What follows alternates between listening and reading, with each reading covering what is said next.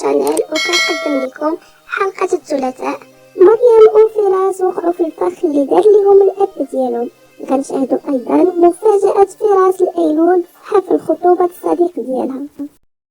في البداية مع سونيا كتقول كيفاش صلاح الدين فكر يتخلص مني، انا غادي ندمو على هادشي اللي دار معايا اليوم.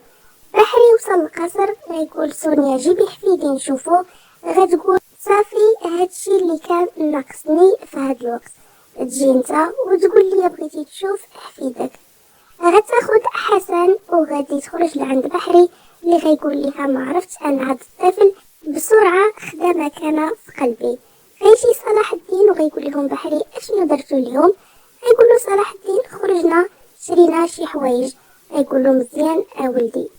ومن بعد غيشوف سونيا وغيقول لهم شنو واقع عليكم نتوما. سونيا غتقرب من صلاح الدين وغتقول له والو عمي، انا وصلاح الدين هاد الايام مزيانين ومرتاحين بزاف، ما واقع والو بيناتنا.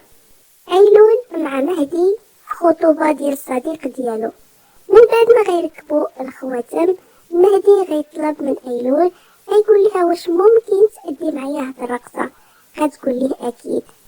من بعد غادي يقول لها انا عرفت المشكل اللي كان عند السيده اليسا، هي تنازلت على المشروع لان الدوك العصابه كانوا كيهدوها باش توقع على تنازل الحصه ديالها في الاسهم. ومن بعد ما اكتشف الاب ديالك بطريقته هذا الموضوع هو ساعدها. غتقول لي بصح صراحه انا فرحت بزاف. من بعد ما غادي يكملوا اداء الرقصه مهدي غيجي اتصال غياخد الاذن من عند ايلول، غيقول لها غادي نجاوب على الهاتف وغادي يرجع. صديقه ديال مهدي غادي تقدم واحد المغني الشعبي، غتقول لهم دابا فقره ديال واحد المغني الشعبي. للاسف ما غيجي حتى مغني، غتقول لهم راه يمكن يتاخر، وفعلا غيتاخر لانه موجود في الغرفه ديال المكياج ومربوط. ايلول كتقول لصديق المهدي بان هذا المكان زوين بزاف. في هاد اللحظه فراس خدا الملابس ديال داك المغني وهز في يديه مشروب ونزل باش يغني. ايلول غادي تصدم وغادي تصدم اكثر من غادي تدور وتشوف فراس هو اللي كيأدي الاغنيه الشعبيه. فراس كيغني وهو معصب بزاف على ايلول وغادي تكون هي مصدومه بزاف. اصدقاء مهدي كاملين غيعجبهم الصوت فراس وغيقولوا هاد المغني صوته رائع ما عرفناش منين جا. فراس غادي يقرب عند ايلول وغادي يقدم ليها ورده، ومن بعد داك الكاس اللي كان هز في يديه غادي يهرسو. صديق مهدي غيقول اشنو كيدير هذا، غيجيو الامن ديال الفندق. فراس غادي يبين لهم البطاقه ديال الشرطه وغادي ياخذ كاس اخر غادي يهرسو. غادي تقول له ايلول فراس اشنو كدير، غيقول لها شنو، واش هذا هو المجنون ديال فراس. الخطيبه ديالو غتقول له شكون هاد فراس، غيعاود ليها القصه. ايلول باقا مصدومه وفراس باقي كيغني لايلول بواحد الطريقه اللي مجنونه. من بعد ايلول ما تصدمت هاد الصدمه كامله غتخرج كتجري تمشي بحالها. غيتبعها فراس غتقول له واش انت حماقيتي شوهتيني قدام الناس. فراس غادي يطلب طاكسي، غيقولوا له راه خصك شي 4 ساعات باش يوصل لهنا لان كاين زحام بزاف. غيجي صديق مهدي غيقول ايلول واش محتاجه شي حاجه، فراس غيقول ليه لا. ايلول غتقول ليه شكرا بزاف وشكرا على الدعوه. فراس غادي يبغي يقلب على طاكسي ما غاديش يلقى، غيمشي مباشره لواحد الشاحنه وغيقول للسائق انا شرطي وفي مهمه عسكريه يلا نزل. غادي ينزلوا غيقول ايلول يلا طلعي انتي وغادي يمشيو بجوج. غتقول ليه غير قول لي اشنو كدير، غيقول ليها انا اكتشفت القصه ديال الفراق ديالنا كامله، اتصل بي سنان وقال لي بانه تكلم معاك وقال ليك تفارقي مع بابا وانتي على هادشي تفارقتي معايا. غتقول ليه وشكون طلب منه هادشي، غيقول لها انتي خاصك تعرفي بما انك انتي مرا خاصك تعرفي بان راه كلثوم هي اللي طلبات منه هادشي. مهدي غادي يوصل لحفل الخطوبه وغيقول للصديق ديالو فين هي ايلول، غيقول ليه راه جا داك المجنون وداها. غيقول له علي من كتكلم اش من مجنون؟ غيقول له شحال من مجنون كتعرف ايلول؟ غادي تصدم مهدي وغادي يقول ليه كيفاش جا لهنا. غيقول ليه رجا ادى اغنيه ومن بعد خدا ايلول ومشاو من هنا. شيماء وصلت القصر غتقول صابر سي صابر كيف كان الموعد ديالك؟ غيقول لها اين موعد؟ انا ما كان عندي حتى موعد اليوم. غتقول ليه موعد مع السيده ديفنا. غيقول لها هذاك ماشي موعد. غتقول ليه والخاتم لقيتيه ولا باقي؟ غيقول لها قلبت في الحمام ما لقيتوش. غتقول ليه مزيان هكا الامور غتكون سهله عليك. واش غادي تمشي للبيت نوصلك او غتبقى هنا؟ غيقول لها لا غير سيري انا غادي نبقى هنا. غتقول ليه مزيان. ليله سعيده وغادي تمشي شيماء. صابر غادي يبقى يضحك وغتعجبو الغيره ديال شيماء وغادي يجي ابراهيم. غيقول صابر كتبان لي شيماء معصبه بزاف، خاصك تلقى هاد الخاتم او الموضوع غادي يطول وغادي يكبر بزاف. غادي ياخد الخاتم من جيبو وغيقول لي بصح هاد الموضوع غادي يكبر ولكن انا راه عجبني وبغيتو يكبر اكثر وغيبقى يضحك. فراس غيقول ايلول واش ما بقيتش فيك فاش تفارقتي معايا؟ غتقول لي علاش غتبقى فيا؟ انا ما متش من تفارقت معاك، شحال وانا كنحاول نبقى بعيد عليك وما طرا ليا والو. غيقول لها مزيان واول فرصه لقيتيها مشيتي تعرفتي على مهدي.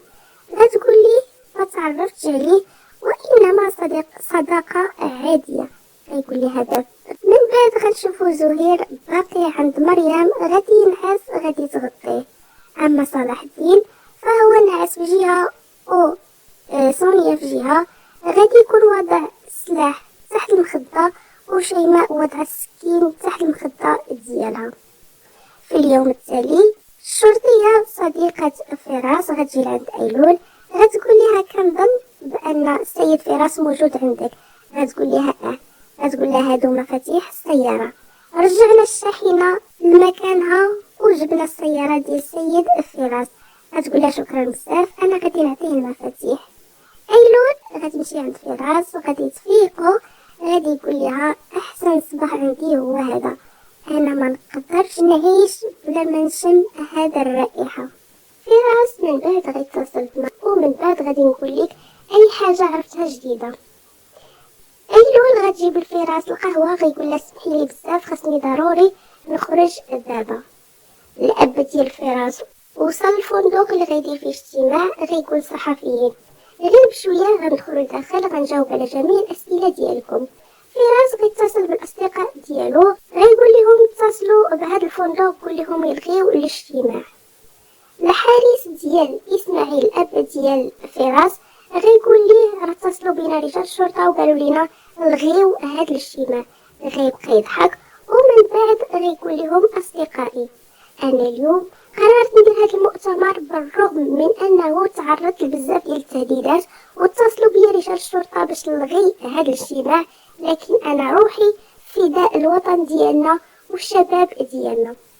واحد الرجل موجود في ذاك المكان وبحري غيتفاجئ بوجود إليسا. غيقول لها جات المفاجأة الزوينة. غتقول لي كنتمنى ما يكونش زعجتك. غيقول لها بالعكس انا فرحان بزاف. شنو سبب هاد الزيارة؟ غتقول لي انا لقيت حل للمشكل ديالي. غادي نسجل الاسهم ديالي في اسم شي شخص اللي يقدر يواجه دوك العصابة. مريم غتقول لزهير شي واحد باغي يقتل الاب ديالي. غيقول لها ما تخافيش اكيد الاخ ديالك غادي يلقى حل. غتقول له انا خايفه بزاف. غيقول لها اشنو درتي في موضوع افق؟ واش قدرتي تعرفي ديك الصوره اللي مصور مع واقف كيتكلم؟ غتقول ليه لحظه. غتمشي للحاسوب ديالها وغادي تصدم مريم من غادي تشوف الشخص اللي واقف مع افق. غيقول لها زهير اشنو واقع؟ غتقول لي انت ما عندك حتى دخل في هادشي، يلا دابا اخرج. غيقول لها غير قولي لي شنو واقع. غتقول لي قلت ليك خرج دابا من هنا. فراس وصل في الوقت المناسب. غادي يقول الناس اللي واقفين في الباب ديال الاوتيل غيقول لهم انا من الشرطه. غادي يدخل وحتى غادي يبغي ينقذ الاب ديالو وغادي يبقى يفكر.